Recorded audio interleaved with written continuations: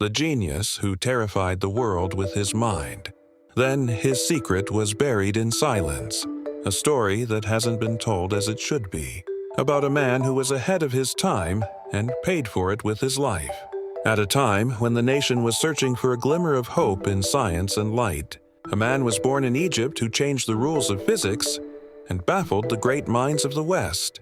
He is Dr. Ali Mustafa Mosharrafa, the scientist about whom Einstein said, "Today, half of science has died." Who was this man whose mind the West feared? He collaborated with Einstein in developing the theory of relativity. He was the one who proved it mathematically with a precision that amazed everyone. He was one of only 7 scientists in the world who knew the secret of the atom. He was described as the genius whom the West feared. His most important scientific achievements: he developed a new interpretation of solar radiation. He formulated the theory of velocity and radiation, which changed the course of physics. He explained the fission of the hydrogen atom, the basis for making the hydrogen bomb. He introduced fundamental modifications to quantum theory. His scientific papers were nominated for the Nobel Prize before he was assassinated under mysterious circumstances in 1950.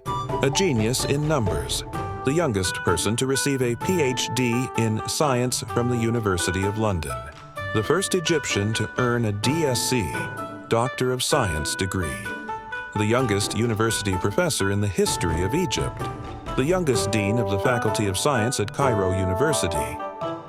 He ranked first in the nation throughout his studies, except for one time, on the day his mother died during his exam, an end that shouldn't have happened.